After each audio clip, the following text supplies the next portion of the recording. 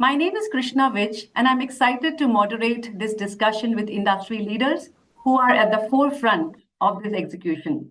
AI is no longer just a tool, it's a force fundamentally reshaping industries today, redefining roles, challenging traditional workforce structures. Businesses across sectors, be it tech or non tech, whether it is healthcare, finance, manufacturing, automotive, or retail, are leveraging AI for automation, predictive analytics, personalized customer experiences, and operational efficiency. While this is driving unprecedented innovation today, it is also disrupting job roles and skill requirements at a rapid pace. Despite AI's growing adoption, a significant skill gap persists, especially amongst fresh graduates eager to enter AI driven roles. As per industry data and what we keep on hearing in news, industry reports, etc., the demand for AI talent is expected to outpace supply with a 51% talent gap projected by 2027. Currently, India has about 6.5 lakh AI professionals, and this number is projected to increase to about 13 lakh by 2027, which means the challenge today isn't about just talent availability, it is talent readiness. The skill gap is prompting companies to seek fresh talent, particularly for roles in AI, machine learning, and data science. At the same time, advancements in Deepseek are pushing AI's capabilities further, setting new benchmarks for automation and intelligence. As AI systems become more sophisticated, the workforce must evolve to keep pace, not just with technical skills, but with critical thinking, adaptability, and problem solving abilities that AI cannot replace. Today, we'll explore how industries are adapting, how professionals can stay relevant, and what businesses can do to bridge the skill gap. I'm thrilled to introduce our esteemed panelists today. Mr. Venka Reddy, Vice President and Head HR at Coforge, a global digital IT solutions provider. He leads the Capabilities Center, driving people-centric strategies aligned with advanced technologies. Venka manages talent in Pega, Appian, MuleSoft, Salesforce, and low-code, no-code solutions, focusing on employee experience, HR optimization, and engagement. Previously, he was Hyderabad Center HR Head and Global HR Business Partner at Infosys over a decade. A respected HR leader, he is known for his expertise in people and culture. Welcome, Venka, today for the webinar. Thanks, Krishna. Looking forward to have this productive discussion. Thank you. Joining Venka today, we have Ms. Suchita Datta, Executive Director of the Indian Staffing Federation. A seasoned leader with 22 years of experience, he has worked across marketing communications, technology, and research in both private and non-profit sectors. Suchita has been instrumental in a global staffing firm leading brand development, communications, and technology initiatives. Her expertise spans marketing strategy, media management across APAC, EMEA, and the US. At ISF, she focuses on driving industry growth, building strategic relationships, and strengthening ties between employers, government, contractual workers, etc. A very warm welcome to you as well, Suchita. Thank you so much, Krishna. It's definitely a pleasure to be here with you and share the platform with Mr. Reddy. I look forward to a great session. Thank you, Suchita. So let's begin with our first question with Venka. Venka, we know that AI is no longer a futuristic concept. It's a reality shaping industries across the board. From automating manual tasks to enhancing decision-making, businesses are finding multiple ways to integrate AI into their operations and bringing in efficiency. So, but with every technological shift brings a need for adaptation. So going by the industry that you're into, plus the kind of leaders that you've hired, and plus what you see that how AI has transformed the industry, how has industry evolved in response to AI? And what do you think, what strategic shifts have helped companies to stay ahead in the game? Well, thanks, Krishna. That's an important part of it. Artificial intelligence is revolutionizing the industries globally, driving innovation, transforming traditional processes, and fundamentally redefining the future of work. In India, AI adoption is projected to impact millions of jobs by 2030, as you also mentioned. and with its transformative potential spanning sectors like BFSI, automotive, healthcare, and some of the semiconductor industries also. As organizations embrace AI to boost productivity, existing roles are evolving, and the new opportunities are emerging, and demand for advanced specialized skills are on the rise. And if you actually look at some of the key points that, what kind of an economic impact is going to be there, particularly globally and India as well. AI is expected to contribute about 450 to 500 billion dollar to India's GDP by 2030, and accounting for around 10% of the country's $5 trillion economy, as a global as a goal that government has. If you look at from a job market transformation perspective, AI is projected to create around 20 million jobs while displacing about million jobs globally by 2026 or so. In India, AI market is poised to significant growth, and with the projections indicating it could reach to about $10 billion by 2025 itself. Some of the sector specific impacts that are going to be there: healthcare, agriculture, finance. If you look at from a typical healthcare perspective, AI is enhancing diagnostics, personalized treatment plans, and operational efficiency. And all these things are going to transform India's healthcare industry. Similarly, the agriculture. If you look at from our AI powered tools, they are going to provide real-time information on crop health, improved yield and efficiency, and more importantly, it is going to enable how the a kind of agriculture sector is going to transform. Because India is the majorly dependent on agriculture, and the drones are going to play a big way. Finance, AI revolutionizing the risk management and fraud detection and customer services. Some of these things are going to typically impact. And also, if you look at two more points, I would like to cover at skills and workforce readiness. As you also touched upon, around 62% of professionals in India believe their career growth depends on their comfort level with AI. And there has been almost 120% surge in the use of AI related courses by non-technical professionals over the past year, which means it is not only technical, even all the non-technical folks are also going to use the AI. The last part of the update is that AI adoption trends.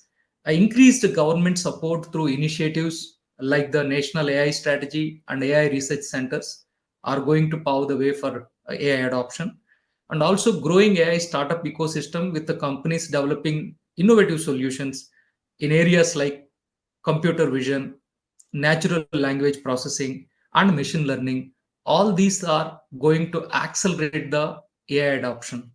So I take a pause. I thought I would be able to cover to the large extent of your question, and wait for the next question or Suchita's update. Sure. Over I to think you. thanks, Venka. I think you've touched upon some great points and also given a broader perspective in terms of the growth and how AI is shifting towards increasing more and more job opportunities. I think as we move forward, we're also going to touch base, especially on the non-tech roles, which you also mentioned, as well as the other allied sectors, which are at the forefront of adapting AI and bringing in more enhanced decision making and as well as efficiency into the operation, and how adaptation is very essential and the need of the hour. We'll also touch base as in how skills, etc., would be required towards the due course of webinar. Moving on to Suchita here, while we heard from Venka on industries, from manufacturing to retail to finance and healthcare, AI is fundamentally reshaping job roles across functions. Some functions are being automated, but while others like AI ethics, prompt engineering, data science are emerging as critical. Now, basis these industries, there has been a lot of dramatic shifts So we want to understand from you, because you work very closely in the future of workforce planning, and you understand how industries are reshaping their business strategies. Could you share some insights or some data around on the growing demand in non-tech sectors and tech sectors, especially in roles that are being shaped or influenced by AI and technology investments happening across industries? Sure, Krishna. I think this is a space that is ever evolving. While AI as a term is not new to any one of us, but the impact and the growing impact, so to say, is kind of very clearly visible post-COVID years. COVID kind of thrusted a lot of automation our way, and some of the automations definitely have been seen in the non-tech sector much more than the tech sector. The non-tech sector has very swiftly changed from, and swiftly and subtly changed for the good. But at the same time, when I say the impact of AI, the jobs have evolved. They have not reduced or diminished, but yes, the evolution is such that the ready talent is not there. So while as a staffing industry, we are kind of looking at a CAGR of 7% growth in the next 3 years, which also means that there is a subsequent amount of technology-driven roles that are going to be coming our way. And it is largely driven by AI, machine learning, and also the robotics that's going to make a lot of difference.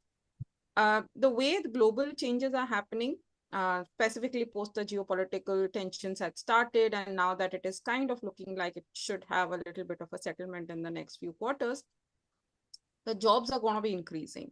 The projects are going to be increasing. And that's where we are seeing that, what currently is an approximate number of about 600,000 people who will be employed through the IT flexi staffing industry. There is a huge opportunity that, the non-tech sector, which provides close to about 51 to 52% of these non-tech roles, which is very surprising that the tech roles are close to about 48 to 49% of the overall AI changes that will bring about the new jobs. And obviously, because the non-tech sector is pretty large, we are talking from an agriculture to a retail to e-commerce to manufacturing to any sector that you take up today. Our airports are going through a massive but very subtle change. Today, there is hardly any human interaction that's happening from the time you enter the gate till the time you're at the boarding. So those are the changes which are making life easier and smoother. And those are the jobs that are also seeing the benefit that, the transformation is allowing us to bring. Are we talent ready is the next question that possibly is the area where we have to delve a little deeper, because I don't think we are talent ready, whereas we could be technology ready. So those are the two demarcations. Possibly we could delve a little deeper.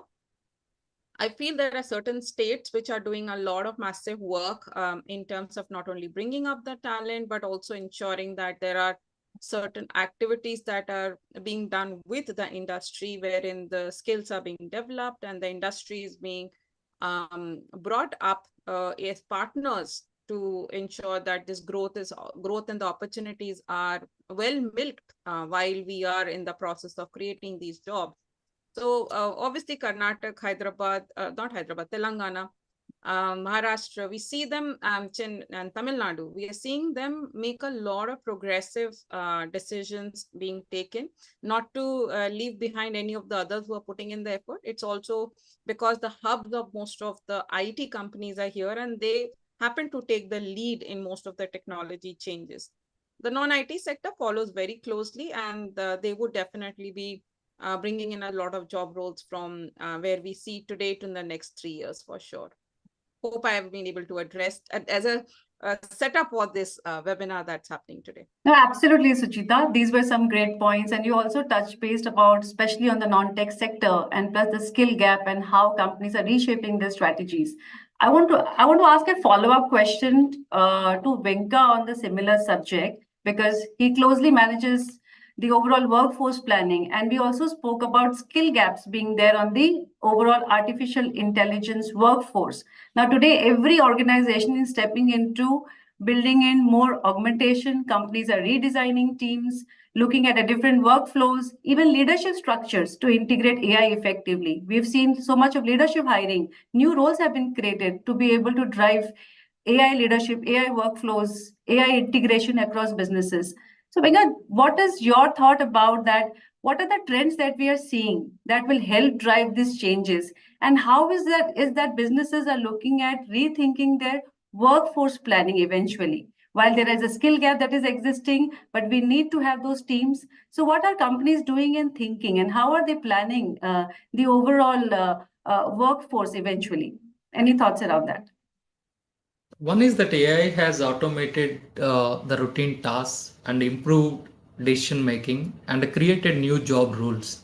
And this is the trend that is happening across the industries. And to adapt, the individuals should have that, learn AI skills, then take courses and in AI and data science, and stay updated, keep up with the AI trends, which is a core of everything. And then, besides that, the workforce also is expected to have some amount of developing their soft skills, focusing on critical thinking and adaptability. And if you actually look at that, AI is automating the repetitive tasks and creating new roles, as I mentioned. And the key trends would expect that would be evolving around automation. AI handles the routine tasks, and thereby uh, the talent would focus on a kind of differentiated solutions which are not done by the automation part of it. Then the better decisions that the as and when the workforce plans are getting fine tuned, and if you look at that, the better decisions are being made by using the AI, and it helps that the managers and leaders to make the smarter decisions. And then, some of those new jobs that are creating, the roles like AI specialist and data scientist are emerging.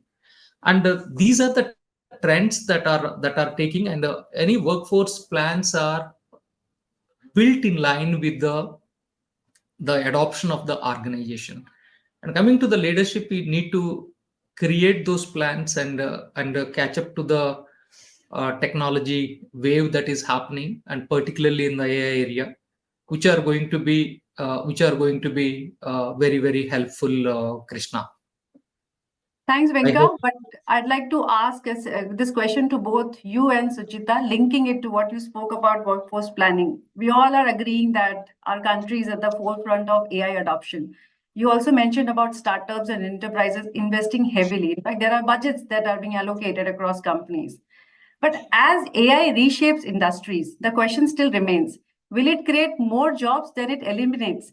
And how are businesses preparing for this shift in workforce demand over the next decade? Sujita, you want to begin with, and I'd like to hear from Venka on this question. But I think what the perspective that I have is from three segments. One is, what is the education sector doing about it? What is the government doing about it? And what is the industry doing about it? Obviously, the intent has to be from the job seekers as well to upgrade themselves, upskill themselves, understand what trends will work from them and all that. AI is taking us by storm, and it's providing some skills that are facilitators, that is not going to be taking away jobs for sure. It's just going to be evolving our jobs. So India perennially, as we have been noticing that, India perennially has enjoyed a labor intensive kind of a workforce. And, we have always been showcased or understood as a labor intensive workforce. And from there to now become a critical thinking workforce, which needs more of mind awareness and, being able to reason and apply our minds, because AI is a facilitating agent which will enhance what we do. So whatever we are doing in our jobs today, it could be HR, it could be marketing, it could be sales, it could be any form of job, not just coding. So every job will be challenged by what is repetitive and what is innovation.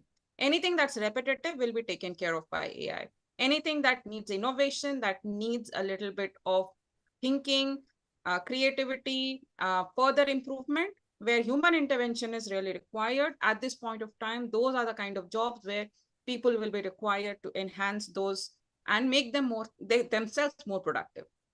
And those are the kind of jobs that we are looking at. what is the education industry doing about it? Today, we are noticing that a lot of universities and schools even have started introducing AI into their courses, and it is kind of coming through as a mandate from the government as well that, the earlier adoption of AI can only happen when the schools are even going to be adopting it.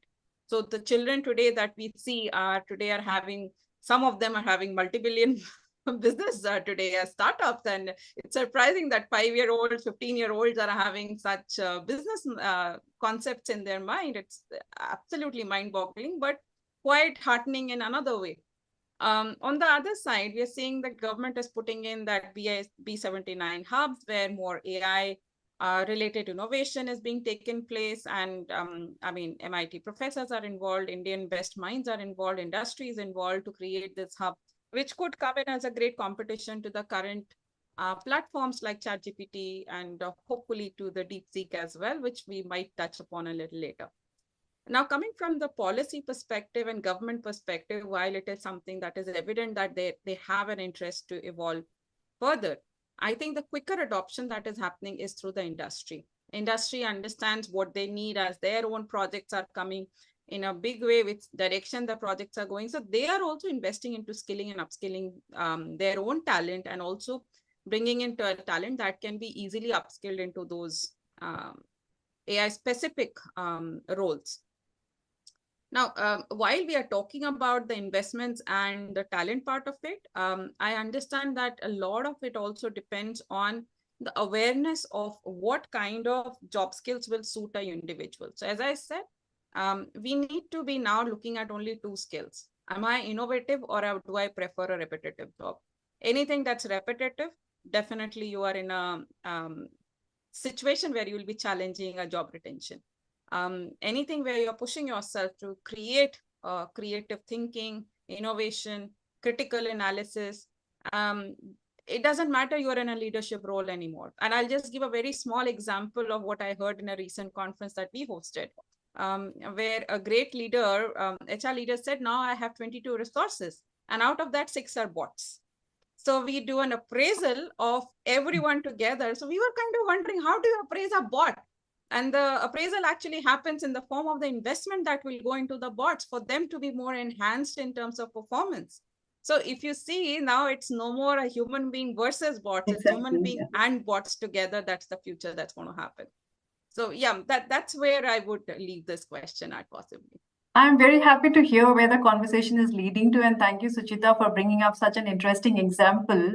What the industry is also, seeing a strategic shift towards the investments which are happening in bot, and plus how they're also getting their annual appraisals at the same time. While I'd like to shift this question to Venka as well, while because you work in the industry, you are a part of more of the workforce planning. What is your take? And if you think you can add some points towards what Suchita had added in terms of eliminating some jobs and creating more jobs, is there anything that you want to add, a case study or any example that you have observed across industries?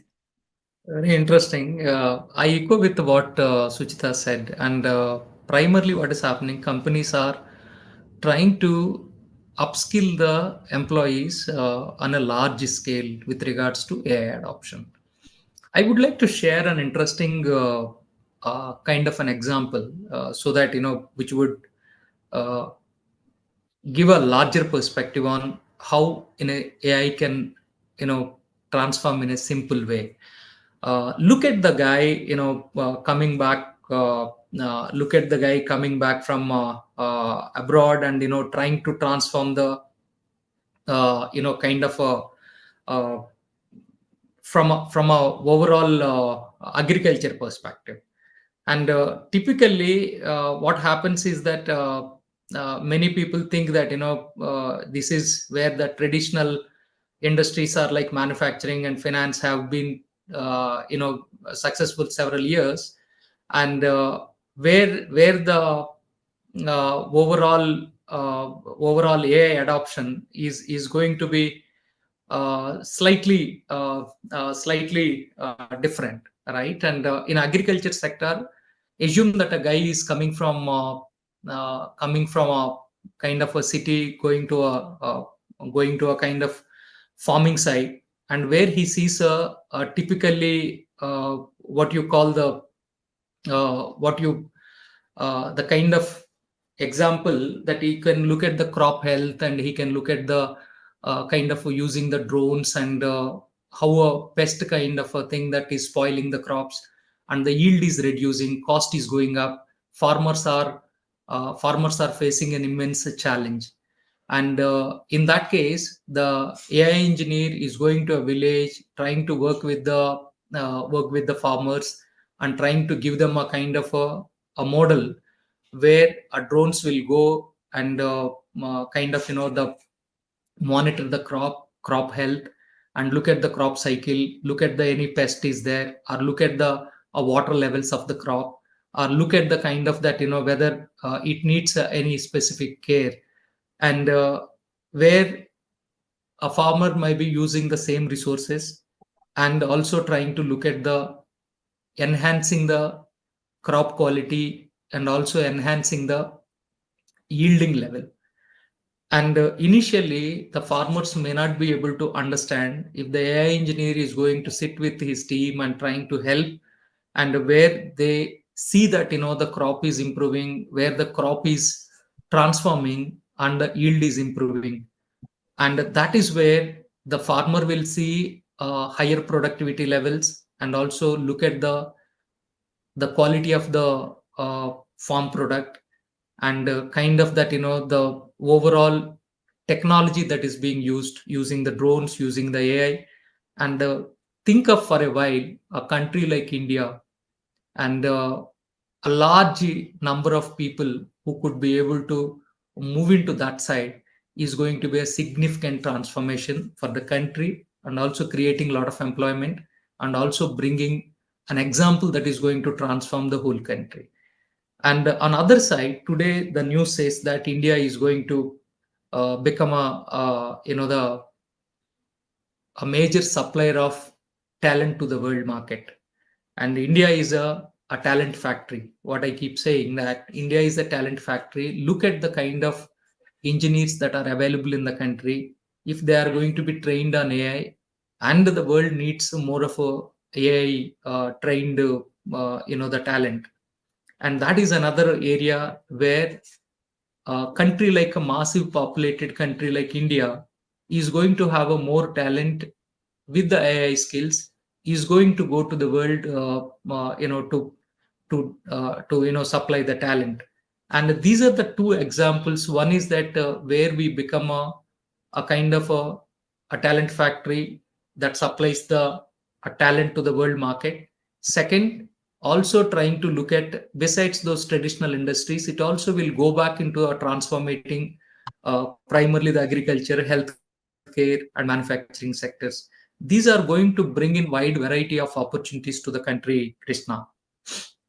Thank you, Venka, and thank you, Suchita, for bringing in such interesting points. It is clearly coming out that, one, as a country, how do we go about future-proofing our workforce who are getting trained on multiple technologies, emerging technologies focused on data, AI analytics, and the others.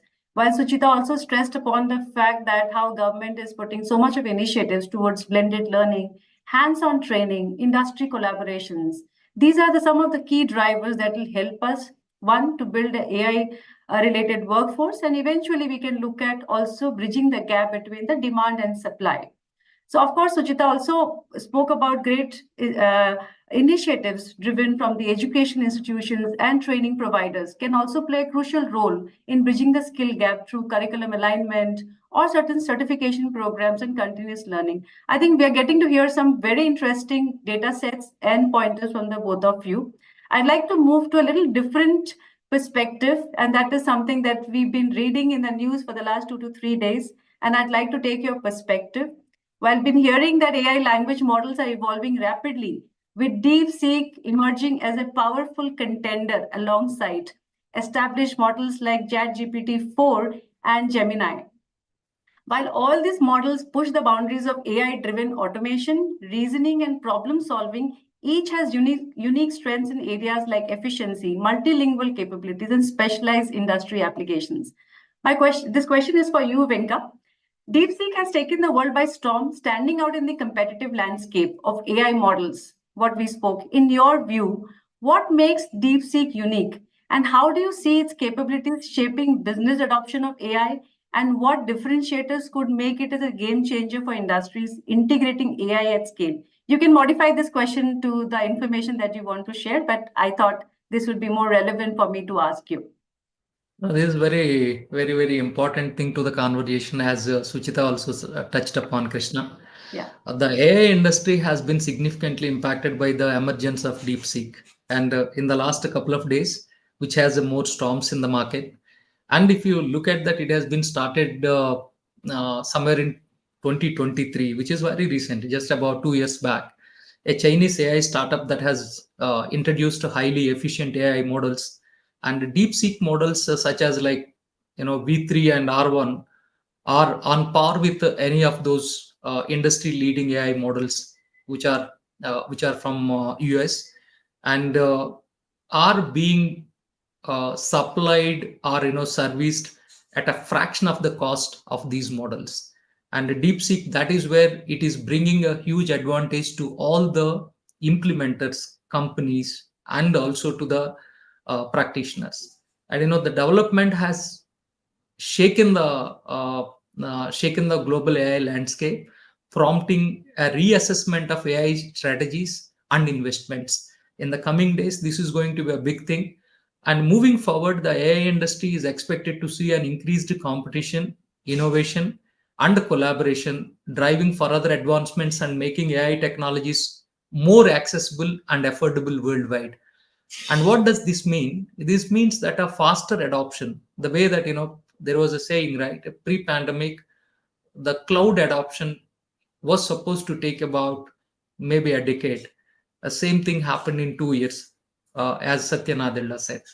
And similarly, the DeepSeek is going to advance all the AI related the innovations by bringing at a lower cost, by bringing the speed and agility, and where the cost is going to play a vital role. I think to this extent, things are going to shape much faster. In the coming 2 to 3 years, there is going to be a huge revolution would surround around the AI. Thanks, Venka. Thanks for your inputs. Suchita, you want to, or you think you would like to add anything on the DeepSeek question which I had asked Venka? I think it was kind of expected that, when you have a dominant player in the market, and obviously when ChatGPT came in, there was Google, which rushed all its team to ensure that there is a Gemini coming out. While it was a battle so far limited to the land of US, it was quite surprising that something like a DeepSeek came out of China. Not to say that we have anything that's an observation on DeepSeek right now, but yes, the kind of investments that will go into it, the people who were planning to do a lot of developments on various platforms using it, they will find a relatively cheaper option. And that makes a huge difference to anybody who is planning to get into this field, to develop products based on that, etc., etc. Currently, DeepSeek is also free of cost, which means that immediate adoption is definitely going to be a game changer. Where, I mean, what ChatGPT saw that, within a month's time, I think they were kind of flabbergasted with the kind of response they got. I mean, their servers were crashing with the kind of, users accessing it. I'm assuming while it might not be a server crash situation anymore, but at the same time, it's kind of very lucrative to see other countries also will be coming out with their own innovative AI solutions. And it is definitely a competitive market that is going to be like any other product once it is launched. So yes, Great. for sure, it is a field to watch out. Thanks, Suchita. Some great points are really coming out from you and Venka today. While also, as I would like to also mention that we have a lot of our participants who are job seekers, want to know more about from a career, skills, job market trends. So let's shift towards more on the crucial aspects of this section of the webinar. Now my questions will flow around these areas, and Suchita, I'd like to take this with you first. You've also mentioned about some of the routine tasks are increasingly handled by AI powered chatbots, RPA, machine learning models. This shift raises a pressing question for professionals in roles that are at risk of automation. I would like you to throw some light on how can they reskill and transition into more future-proof careers. I also gave some numbers on the freshers where it is becoming very difficult because companies are looking at more AI-driven roles. Would like to hear your thoughts on this. See, it is a challenging and a beautiful future for most of the Zen Alpha, Zen Beta that's coming in for sure. As I noticed that over the period of last 4-5 years, the transition that happened has happened in a much more faster speed than it was anticipated. The good part is that, today AI enables you to learn at your own pace. That's also the benefit that we are getting. I mean, everybody knows talent is not ready. So we have to get the talent to be at that pace and get ready to meet the demands of the industry. If I'm not mistaken, just within our staffing industry, there is at least 25 to 30% roles that are getting unfulfilled. And this is just a story from a staffing perspective. I'm sure this is something that's going to be replicated at an industry level as well. So on one side, we have jobs, we don't have people. On the other side, we have people who are not fitting the jobs.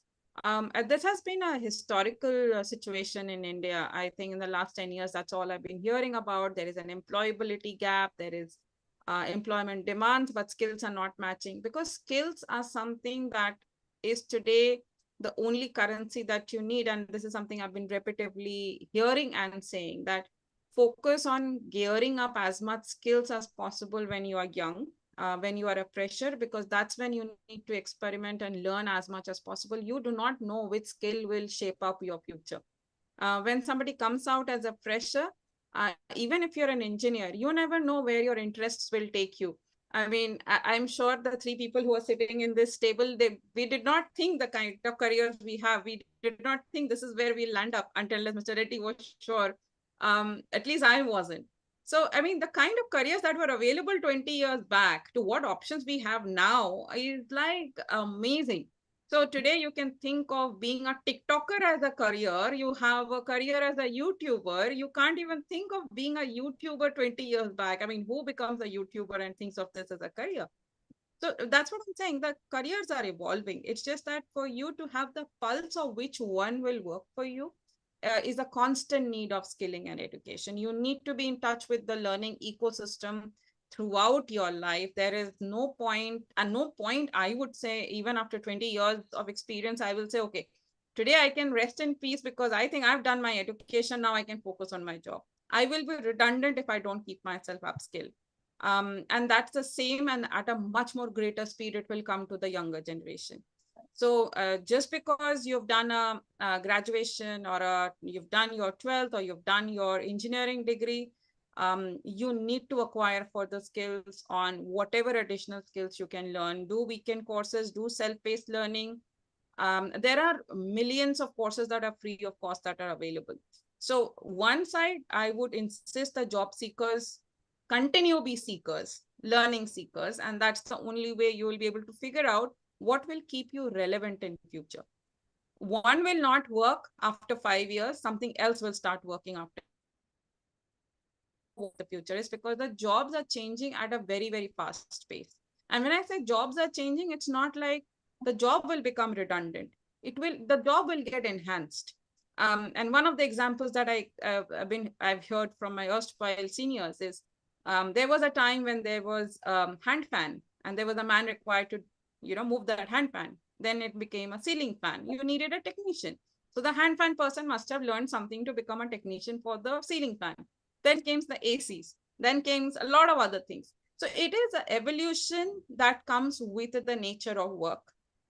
So that's inevitable. That will keep on happening. If you say that, okay, I am done with my learning, that's the day you're out of the job market, for sure. Otherwise, individuals, job seekers, I don't think the jobs are going to be going away. The jobs are going to be evolving and coming in plenty. It is just a matter of how that individual is taking up his own career in his own hands and ensuring that he is relevant in the market that he is operating in. So great, Suchita. Some great job roles, some great career movements, and some interesting conversations are coming out. And your examples are quite interesting, I must say. And uh, I'd like to ask a question to Venka on the similar line because you're a talent absorber. You see a lot of fresh AI talent being required at your own organization. And AI is a buzzword among job seekers. Like Suchita also mentioned that breaking into AI roles can be into multiple faceted, but it isn't always straightforward. Companies are needing AI talent, but they often require some kind of experience, which is creating a paradox for fresh graduates. I'd like to hear from you that looking at the current requirement in the overall AI piece, what steps can young professionals take to gain relevant skills and enter the AI job market successfully? Certainly. One is Krishna, that how to learning the AI is the best way forward, and the people should start learning the AI, taking the AI courses.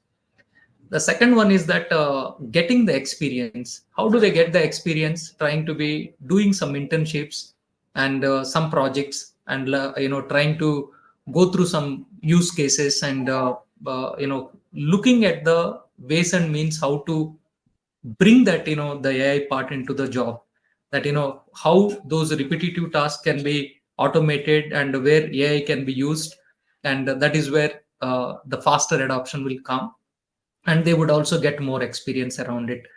And the third aspect is that keep networking with some of those AI professionals who are implementing, who can mentor them and who can help them. I think these are the three examples. One in the trying to take the AI courses and learn, and then trying to do some internships and solve some live use cases, going through them, and working on some active projects, and finding that opportunity to implement the AI part of it, networking with some of those experts who are AI professionals who are started implementing large scale projects. These are the three examples, I think, which will make the new talent and new aspiring AI talent can actually adopt to this AI implementation faster, Krishna. So, Venkat, talking about upskilling, while we understood that what all candidates can do from the market in terms of self-investment, last 2.5, 3 years, we've been reading, hearing multiple organizations spending a lot of money towards upskilling, and there's a set budget that companies are putting across for their mid, senior, and junior level employees. Would you be able to give us some perspective as in what level of upskilling is happening towards AI across companies? Is it really helping or is it more basic? Or maybe some insights around that. Will it help companies to replace or look for the talent, especially on the AI space, and also look at reducing attrition? Certainly. I think if you actually look at Krishna, what is happening is that companies started upskilling in a large scale. They are putting a level 1, level 2, level 3, level 4 kind of a training, where level 1, which is a mandatory for everyone, where they are going through the how the prompt engineering works, and how the chat GPT works, or how the query system works, and what kind of a support mechanism they can use, where they can actually use some of those examples and put the effort, so that which will in turn improve their productivity, improve their speed and quality of work. That is where is a large scale transformation is already started happening.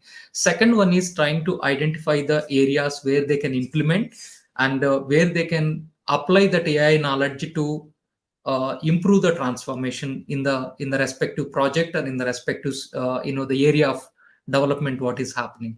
The third one is that where the innovation can come in, and these are the areas where it is already started happening, Krishna. And every company is looking at upskilling the talent. And also, if you look at the institutes that are coming with a lot of AI courses, as Suchita said, and there are multiple areas is already moving up. Another thing is that it is my personal belief, also heard from a few of my friends as well, the AI adoption is not as difficult as, like the earlier technologies. Today AI is going to make it much more easier. I'll give you a couple of examples. If a people would want to come up with a resume, or people would want to put some creative art, or anything that which they would want to do, they can go into a specific AI tools, and they can go back and improve their draft and improve their content, improve their the overall aspect, right? In earlier scenario, they must be taking a paper pen and started doing it. In other way, they may be putting a lot of effort on collecting the content, creating the content, going into the slides, and all those things that may be happening. Now any person who is going to use the AI is going to put his effort on how to implement, how to bring the differentiation, how to enhance the the solutionizing the problem, rather than looking at the drafting, putting the content and all. I give you one of the example that a friend of mine was saying, the co-pilot that they were using, and then they started saying that they switch on to the co-pilot, and any meeting which is there, they will ask the co-pilot to summarize the minutes of the meeting. Then they can go into the minutes, and they can go back and send the minutes in less than half an hour of the once the meeting is completed, or even while the meeting is itself is happening. At the end of the meeting, they say that here is the draft MOM, please come back. All that it would have been taking about half an hour to 1 hour trying to figure it out, who spoke what and what is the action item coming out, right? In this area, it is going to be much more easier, Krishna. So that is where the things are going to shape up. In my opinion, if I look at in the next 5 to 10 years, what is happening, where people are trying to do a lot of peripheral work rather than the core. Now the core work will increase. All the peripheral work will get automatically reduced by the use of AI. This is what is going to be. Even for example, wherever you are going, you are getting into the any kind of a program management or solutionizing. You will be focusing on the core of it. You will not be focusing on many peripherals. That is what I personally believe in, Krishna. I I'm think sure this is a very Suchita. great perspective, Venka. You've also touched Yeah. upon some real-time insights. What's actually happening at the shop floor, at where work is happening, where employees are contributing, and how organizations are looking at contributing to more of the productivity just than just spending more time in solving things that can AI can look into. Suchita, I want to stress upon on one important aspect, which is beyond technical skills, because we've been hearing that AI is reshaping the demand for soft skills as well, like your emotional intelligence, adaptability, and critical thinking. Want to hear your perspective. You work very closely into the industry, keep meeting a lot of industry folks. Also want to understand from an industry point of view, looking at increasing the overall demand and supply, bridging the gap between demand and supply, and also looking at the right professionals. How can professionals look at strengthening these skills so that they stay relevant in the AI-driven workplace, especially coming to the soft skills piece? Absolutely, Krishna, you brought out a very, very valid observation that today it's not just the AI is not changing the technical skills and the jobs are changing from that perspective. What is becoming evident is that, more than the technical, the soft skills are something which cannot be learned or, taught. It has to be adapted and you have to polish yourself day in and day out. Traits of conflict management, traits of negotiation skills, traits of presentation, be it your self-presentation or the ideas that you are presenting, articulation. These are things that we expect from maybe a manager, senior manager, or roll upwards to that when it comes to the current workforce, or maybe a little before our workforce was, say within the last 10 years, that's been the trend. But these are the skills that are now being looked upon as critical aspects when you're hiring freshers, because you know that, AI, as Mr. Reddy said, AI will help you do the presentations well. AI will help you do your minutes well. I mean, generally, when you are entering a workforce, the kind of work that you are given are mostly at the ground level, where you're learning the ropes of that work, how it is to be done, etc., etc. Now, AI is going to be your teacher and facilitator in that.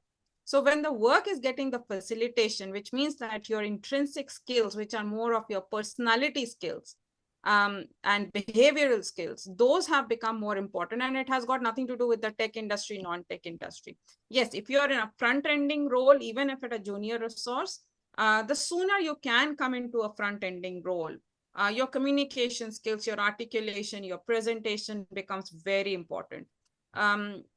Conflict management is very, very nascent to hear it that, this is something that will be required at the junior levels. But then, what happens is peer pressure and, your articulation, the way you're handling the small little peer level conflicts, they become evident in your growth path. You're observed every minute of the day, even if you are interning, that how are you handling your day-to-day work with your seniors, juniors, peers, any stakeholder that you're interacting with. And conflict is something that is not something that comes planned. It just happens. And on the spot, how you're reacting, how your behavior change, how your emotional maturity is coming across. So EQ is definitely the focus area now. It's not just the IQ. So developing your EQ is as much important. And these are very subtle things that are coming through as observations from companies, that when they are doing the hiring, and I'm sure, Krishna, I understand the pain that you guys go through. You put across 10 candidates and possibly 9 of them get rejected for such subtle things that, it's impossible for you at a hiring level to understand and estimate how each candidate is going to behave during the interview. It's not, are they capable of answering the technical question? They may be, but there is a very subtle 0.1% difference that one candidate will have over the other candidate. And this is a change that possibly the hiring managers are facing the pressure from their business leaders, because their business, if they had to stand out in the market, and that's a cutthroat competitive market there, they are having an equal amount of pressure that, how is it that the smallest entity in my team can help me deliver better? So it is a cycle, it's a change where I see the tug of war happening between the candidate. And these are not something that can happen because our education system today is not teaching the behavioral skills, the EQ level advancements, etc. And this is where I sincerely feel that there is a large role staffing industry can also play with the education industry. But this is a way forward for candidates to be able to stand out in the job market, to be able to gain that first job, whether it's as an intern, whether it's as an apprentice, whether it's as a fresher entering the job market. Education, hundreds of people get the same degree. What stands out is not that degree anymore. Degree is there in abundance. It's what stands out is you as an individual, what you can do with that degree and without that degree. So it is more of the individual traits that need to be developed. And again, these are not something that can be showcased on the resume. Or what you can showcase are the case studies or small little use cases, as Mr. Reddy said. How can the resumes become a little more storyteller about you? How can they showcase your strengths through a particular 2-line story? That how have you been able to, if you say you are a great event manager, or you have successfully raised sponsorships of X amount while you were in college, tell the story of the hardship that you went through and what was the emotional quotient that you used to overcome certain challenge. Those stories will now stand out when you are sharing your resume with your future employer. And those are the trends that I feel we need to train the young minds to start thinking towards, because that's where the differentiation will come from. It's no more the degrees. Degrees are the story of past. Nobody cares about the degrees anymore. A 12th standard candidate could be as equally intelligent and capable of doing a job which possibly somebody who has done a PhD. Yes, they might have a little more polish, but more than the polish, somebody needs to understand what's there with them in the next 3 years as capabilities to develop themselves. I'm really enjoying this conversation. A lot of interesting data points and perspectives are coming out. You've touched upon really something interesting, as in how a recruiter would look at it on a candidate's resume, what hiring managers would look at it, and how candidates or probably the job seekers have to prepare themselves to be able to crack the interview. Because we already know that AI is going to take over the data-driven task, which Venka had mentioned through multiple examples. Human-centric skills are becoming more valuable than ever. Candidates have to look at creative problem solving and emotional intelligence that will help them differentiate human workers from AI systems. So I think Suchita and Venka, some of the great points, really enjoyed taking these insights and inputs across the questions I put across. One thing that I want to understand from the both of you, AI is expected to also impact wage structures. We've been also hearing that while the traditional roles continue to get the similar wage structures, but companies are looking at paying a higher percentage towards the overall wage structures when it comes to emerging technologies such as AI. Wanted to understand, is it going to be like this? Will companies have to take hit in terms of elevating their pay structures? What are companies strategizing? If there is anything that Suchita, Venka, if you'd like to add here, especially on this question. Let me take it, Krishna. It's a very important point. Certainly, the AI roles often pay more, and the trends would include typically about higher salaries for AI specialists and the wage gap between AI skilled and routine jobs. There is going to be a gap. There will be a huge gap, and those people who are experts in AI skills and those people who are not experts in AI skills are going to see a huge gap. And I'm sure Suchita will also have some viewpoints around. No, absolutely. I don't think there is any two opinion about it anymore that, if whatever education you have gained so far, or have acquired through your experience in your work, you have to now see, nobody is going to check your degrees that have you done an AI course or not. But if you are not able to do a job which requires a 5 minutes attention and you take 50 minutes to do it, you will be in a challenging position in the next, I wouldn't even say couple of years, within the next year itself. So AI has already caught up into our lives, and the faster we are working in ally with an AI tool to make our jobs deliver faster, that is the only way that is the current workforce will stay relevant. And the future workforce to come into it, there is no option for you guys but to have multiple tools of AI helping you do your job better, whichever course of a career that you can pick up. So even from a telecallers, I think telecalling job has moved to robots and bots. But whatever that bot is doing is just qualifying the level 1 leads. After that, it is the human being who is doing the second level of qualification of that leads that have come through, and then going forward into the sales pitch. So it's as basic as that role to obviously doing Power BI using several layers of analytics and implementation of any further research that needs to be coming out as reports. So every field is today dependent on that. Thank you, Suchita and Venka, for your great insights today. We are almost nearing the end of our webinar session. I could also see some of the questions which our audience have put across have already been covered. So today's session underlined one clear message. The future belongs to those who embrace AI, adapt quickly, and invest in lifelong learning. So before we wrap up, a few key takeaways from the discussion that we've had today. AI is just not automating, it is augmenting human potential. Success in the AI era demands a blend of technical know-how and soft skills. And third, most important point, which both our panelists have stressed upon, is continuous upskilling is no longer optional, it is essential. So before we wrap up, Suchita and Venka, I'd like to hear any final thoughts from you all. What's one key takeaway you would like the audience to leave with? I just have one thing: enjoy learning. That's the only way to stay relevant. Yeah, I agree with Suchita. Simple thing is that AI is going to be like a part and parcel of life, and which is going to enable the efficiency and effectiveness of all the individuals, thereby keep embracing it as a continuous learning. That's it. Thank you, Venka. Thank you, Suchita, for your great inputs today. Really enjoyed moderating the webinar and hearing your insights. Thank you everyone for attending. Stay tuned for more insightful sessions from TeamLease Digital. Have a great day ahead. Thank you. Thank Krishna, you. for such Thank a you so much, brilliant, Krishna. moderation. Thank you, Yeah, Suchita. I agree with you. You covered it up very well. Very well done. Thank you so much, Nagashri and Ruchika and TeamLease Digital and Krishna as well.